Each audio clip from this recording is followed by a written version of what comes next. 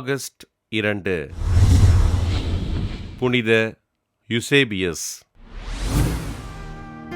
Italy நாட்டிலுள்ள சார்தினியாவில் வாழ்ந்த இறைபக்தி நிறைந்த குடும்பத்தில் கிபி 283 ஆண்டு மார்ச் 2 நாள் பிறந்தார் யுசேபியஸ். ரோமையில் குருவாக திருநிலைப்படுத்தப்பட்ட இவர் கிபி 340 ஆண்டு திருத்தந்தை 1 ஜூலியஸ் அவர்களால் வெர்செல்லி மறைமாவட்ட ஆயராக தேர்ந்தெடுக்கப்பட்டார்.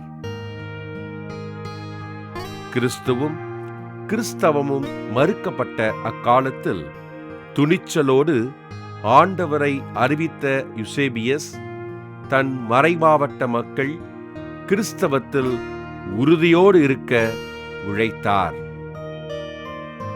அக்காலத்தில் நிலவிய ஆரியுசின் தப்பறை கொள்கையினை கடுமையாக மறுத்த ஆயர் யுசேபியஸ் இக்கொள்கைக்கு எதிராக மிலான் நகரில் ஆயர் மன்றத்தினை கூட்டினார்.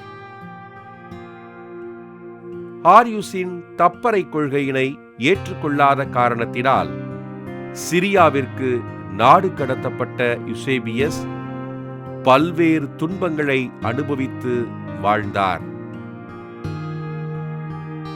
பேரரசன் ஜூலியஸினால் விடுவிக்கப்பட்ட யுசேபியஸ் அலெக்சாண்ட்ரியா சென்று அத்தனாசியாருடன் இணைந்து ஆரியுசின் தப்பறை கொள்கைக்கு எதிராக போராடினார்.